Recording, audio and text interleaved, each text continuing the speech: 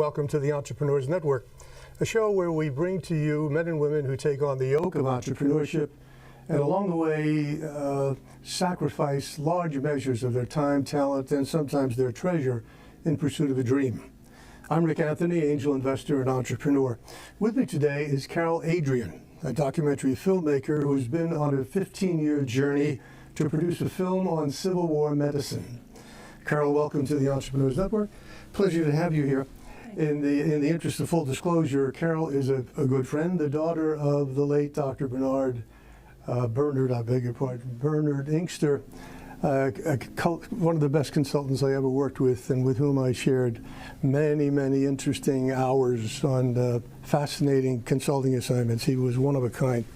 Carole is writer-producer of Civil War Medicine, a documentary film about the carnage of the North-South conflict and some of the advances in battlefield triage. Through her exhaustive research, she's put a face on a previously unexplored facet of the Civil War. Carole, this is a show about entrepreneurship, and you've told me in the past that you never really considered yourself an entrepreneur. But if entrepreneurship is about risk and living by your wits and praying for the next round of funding, my friend, you are an entrepreneur. I am willing to accept the new title. Okay. For better or worse, you are an entrepreneur. And we'll explore what that means and the journey you've been on for 15 years. I didn't realize it's been that long. 15 long years. It's a heck of a commitment. And obviously, in addition to the passion, you had a sense this story had to be told because it had not in the past. What, though, was the impetus for your interest in the Civil War and in this particular facet of the Civil War? Well, I believe you also knew my wonderful stepmother with whom I grew up, Rose Also DeWolf. One of a kind, Rose DeWolf, and those of you who may be of my vintage, you may remember she was a celebrated journalist, investigative reporter for both the Inquirer, the Bulletin, and a few other publications in town, but she was fierce. She was really terrific. I loved Rose. She was, and one night we were going to dinner, and she mentioned to me as we went around the library, around Aiken's Oval, that Philadelphia has more Civil War statuary than any city in the country. And I was curious as to why. I knew that Philadelphia was a railroad hub. I knew there were, they made uniforms here, but I thought, why so much statuary from a city that did not host any battles? And so the next day I was at the main library researching a series I was happy to be working on about music and the brain, and I began to use their subscription databases, Googling Philadelphia and Civil War. And it came out that Philadelphia was the center of medicine in the country at the time of the Civil War. Most of the doctors north and south were educated here at Penn or Jefferson, and the two largest military hospitals in the north were in Philadelphia. So it really is a very Philadelphia story. I'm not sure there are 6 people in the city who know that. Hopefully as a result of your film there'll be at least 12. But that's fascinating. I had no idea. Although Philadelphia is renowned in so many ways that are not generally known to the public. Fascinating. But you're not trained in medicine. So again, what qualifies you to tell the story of Civil War medicine? It is kind of nervy of me, isn't it? Yes, it is. But you are an entrepreneur.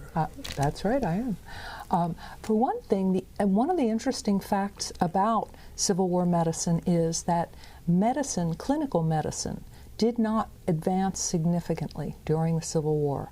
It really, the advancements for the most part took place in administration and organization. A few things certainly came out of it. The discovery of neurology in Philadelphia, when amputees were separated into a single hospital for the study of phantom limb phenomena. But the organization and the record keeping is something that really advances in the Civil War. So I did not have, and their knowledge was pretty limited. Yes. So I did not have to really study the clinical medicine part of it. It really, what we get from it, ambulance service, there was none, skilled nursing care, things like how to carry a patient on a stretcher. all really come from that conflict.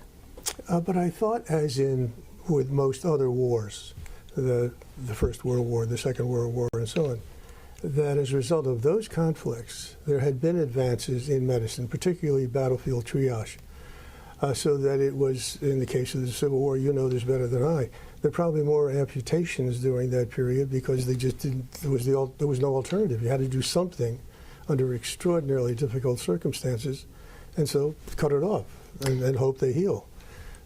I thought that as a result of all of that, that there had been some advances in triage, at least. Is that not the case?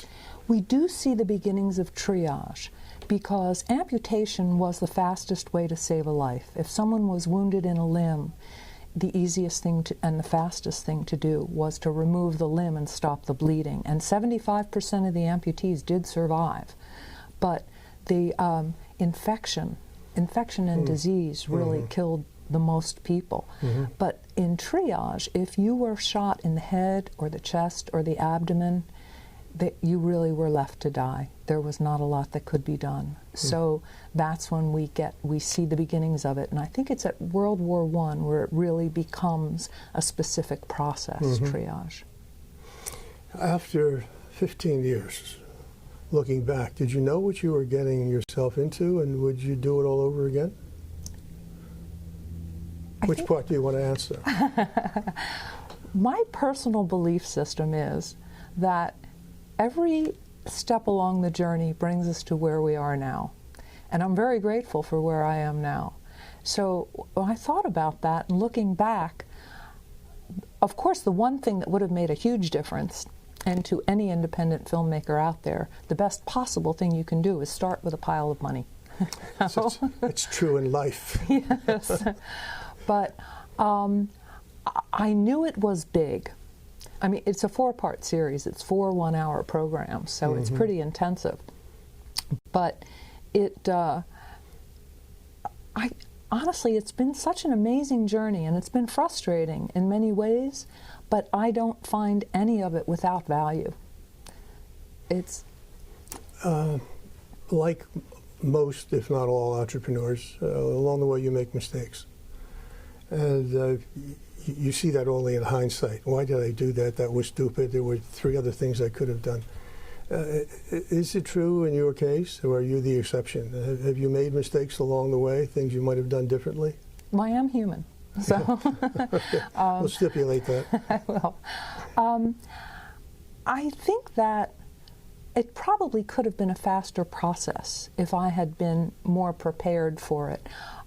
To be honest, I was not happy about discovering the story. I was working on something else, and when I realized as I was going through these databases that this was an amazing story. I mean, it really goes all the way from battlefield, the beginnings of triage, to the Geneva Convention, the International and American Red Cross. It's a really complex spider web of events that took place, but I knew it was big, and I was kind of upset but I did feel that the story had somehow been entrusted to me. Had it not been told before? In books, but not on television, not in film, in as specific a way as we're doing. Every idea, every product has its time. I've learned that in more than 25 years of entrepreneurship. And in those cases, there's no way to hurry the process. If the time is so important, money is important, but timing is more important, and a little luck, of course. Well, why do you feel that, even after 15 years, that the time is right? And have you felt that if you believe the time is right, there's a new momentum behind this project now, whether it's money or the interest on the part of a number of people who can be of help? Are you beginning to feel that? Yes, very strongly. And I was so frustrated at the amount of time it has taken to bring it to this point, or to bring it closer to completion. But now I think it's a story that our country really needs to hear right now, because it's about a time when our country was deeply divided, and it's about people coming together in the area of medicine and relief who dealt with both sides, with race, gender, history with peoples who had not even socialized before, who now were taking responsibility for the healing of one another and for the healing of a divided country. And I think it's an important message. It's about Americans at our best. And I think we need it now. In the film, then, do you create that context, the social context in which all of this was happening? Yes. The division in the country? Well, the emphasis is more on, sometimes one side would win a battle. The Union would win. Yes. But they would give the Confederates medical supplies for their wounded, or vice versa. So there's a lot of that. Or there are situations where hospitals were set up just to treat the African American soldiers, but the Caucasian doctors were manning them. And so it really, things just began, the lines began to blur in saving lives and saving a democracy. I don't remember when Pennsylvania Hospital was founded. I think it was the first hospital in the country. Yes. But did it play a significant role in your story? Absolutely.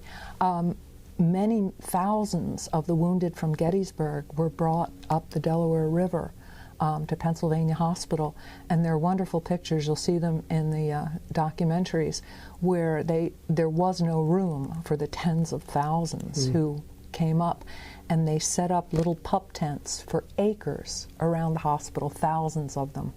So Pennsylvania Hospital, the other interesting thing was the director of the hospital at the time was an amateur meteorologist, and he tracked the weather every day. So he really kept, if anybody who's a Civil War buff probably knows that the July battle in Gettysburg was incredibly hot weather, and it was followed by days of rain. It was the worst, most disgusting situation it could have been.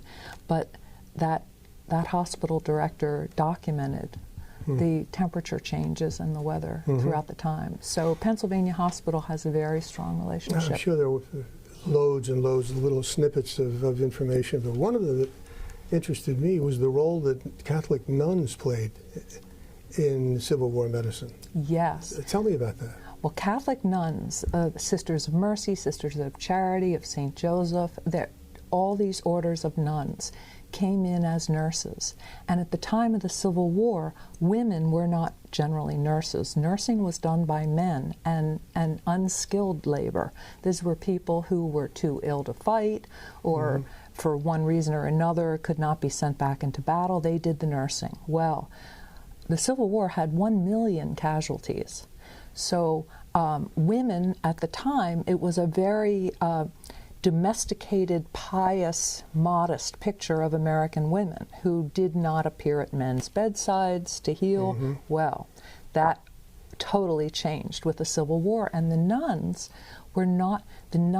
would treat the patients with communicable diseases. The nuns would treat the smallpox patients, the yellow fever patients, and they came out in the full habits, which they did at the time. There are some nuns who speak in the series, and one said when she came in with her habit and her headdress, that she said some of the young men who came in from the country, she said, did not know what sort of creatures we were.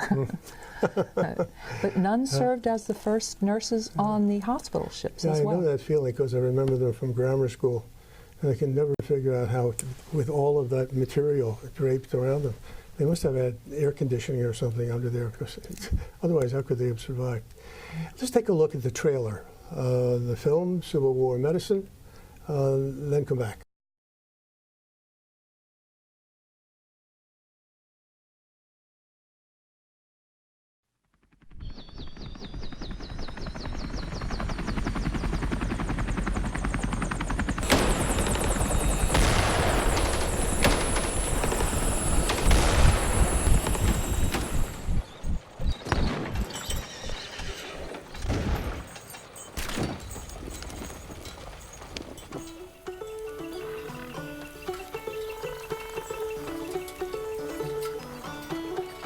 I began service and had things that none of the other surgeons had: a set of clinical thermometers, hypodermic syringe.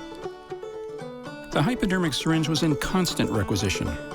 The clinical thermometer was troublesome and was not used very much.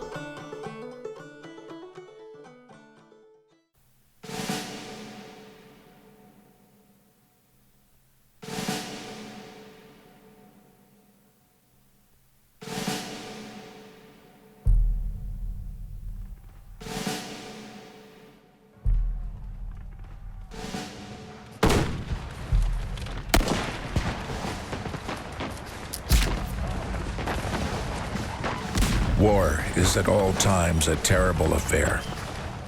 It is doubly so when the combatants are composed of one people. The wail of the widow and orphan ascend to heaven from every city and hamlet in the land. And still, the cry is for more men.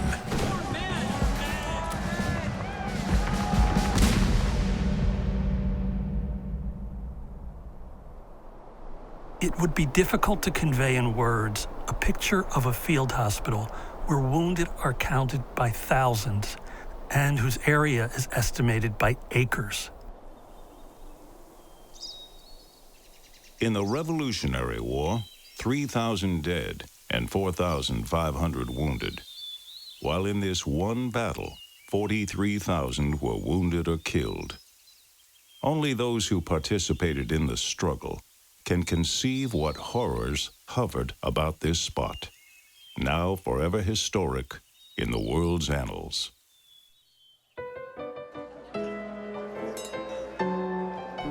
A metropolitan fair is to be held in the city of New York for the benefit and relief of the sick and wounded.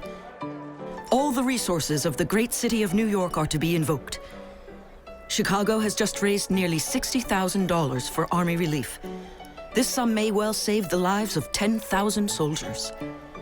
Boston and Cincinnati are about doing the same thing. Cannot and should not the city of New York do more for this great national object than Chicago, Cincinnati, or Boston?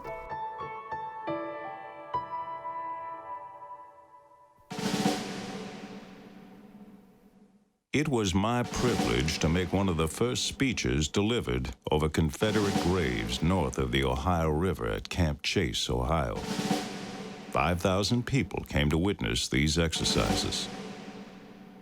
A broad-minded federal soldier had inaugurated amongst the people of Columbus the custom of annually strewing flowers on the graves of these men who had died so far from their homes. Over the entrance to the cemetery, a generous hand had written these thrilling words. These were all Americans.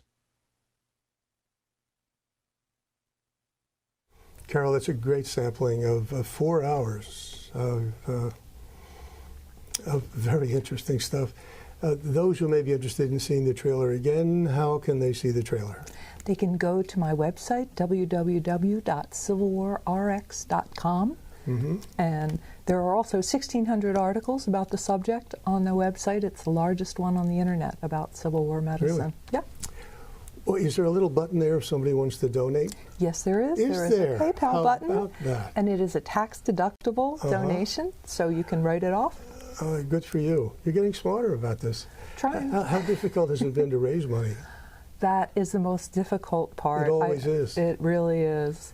Is it getting easier, though, again, because you've got some momentum now and more people know about it and share your enthusiasm for the project?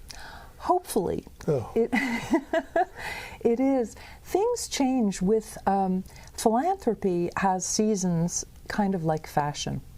And the philanthropy landscape has changed again recently, where foundations are less focused on funding individual artists, even though they are, like myself, sponsored by a 501c3 nonprofit. They want to fund the actual organizations and leave it up to the organization to dedicate that particular funding. So it's difficult, it's incredibly competitive. I wouldn't say to anybody, don't. I mean, absolutely, it's an amazing thing that we have in this country, that there is grant funding available and wonderful resources too. the Funding is important. Money's important, clearly. But it's almost chicken and egg. And what I mean is, as or more important, is the team that you've been able to put together to represent the project. People who have talent, skills, and so on that complement yours and that you couldn't possibly have developed so even over 15 years. How have you managed to put together the team that has brought you this far? It's been an interesting process because it is really an evolutionary process with film. So the team changes. In the beginning, and I would say that actually members of these teams are my heroes. So in the original stages of the process when I was researching, librarians and archivists, some of the most underappreciated and underpaid members of the academia, are amazing. And they are the gatekeepers of our past and the chroniclers of our present, and incredibly knowledgeable and generous with the knowledge. So I dealt with more than 24 institutions for research and images, of which there are more than 3,500 in the series. You'll see some astounding images from the period. Your research obviously went beyond Philadelphia. Yes, but it is largely in this area. It came from across the country, but Philadelphia has more libraries and archives than any city in America outside of Washington, D.C. Carole, there used to be, again, I'm an old guy, but there used to be in Philadelphia a Civil War museum, a small house. On Pine Street. It had a mask of Lincoln and so on. Is that the still death there? mask. No, it has been put largely into storage in my understanding, but hopefully will be again available. Yeah.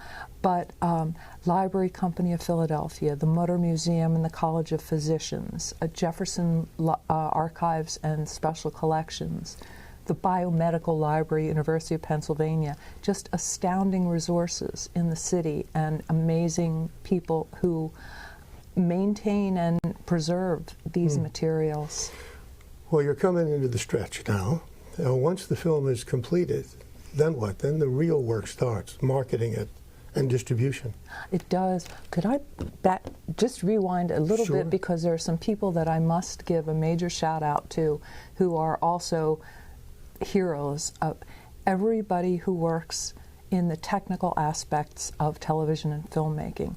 Remarkable people, highly skilled, and interestingly, and I validated this, there was an article in a management magazine that I read, there are people who do not need to be managed by management. They are people, you really, in my experience, all you have to do is find out what they need, get it for them, and they will give you 100% every single time. Let me just correct one thing. It's not that they don't need, you can't manage them. They're just beyond management. As in they're unmanageable? I would not say that. Creative people are not manageable. You tell them what has to be done, and you turn them loose, which is really what you're saying. Yes, and you never put your coffee cup near their stuff. So, what's the next project? You must be looking beyond this one, because this is almost finished. Well, there is quite a ways to go. It's a lot of time on television, but I would love to go back to the Music and the Brain project that I was working on when I stumbled on Civil War medicine, and which I think has gotten even more interesting with the new research on the brain. So I'm thinking very strongly about that. Once again, how can people watch the trailer and learn more about Civil War medicine, the project? They can go to www.civilwarrx.com. There's a huge website. You can click on the link for the trailer. You can certainly make a tax-deductible gift. And you're available to speak on the subject, is that right? Yes, I am. I do a lecture called Civil War Medicine, What Went Right? And you're welcome to contact me. Also on the website, through the website? You can contact me through the website or email me at jamcofilms.com. jamcofilms.com. Terrific. It's been a treat to have you here. Thank you so much. In loving memory of your father and your mother. So thank you very much. The best of luck with this. I know it's going to be a huge success. Thanks, Rick. And then we'll go on to the next project. Until next time, my guest has been Carole Adrienne, writer and producer of Civil War Medicine. Next time we're going to talk to another, I have no idea who the next entrepreneur is going to be, but that's the fun of this, because the deal flow is just wonderful. But until next time, take very good care of yourselves.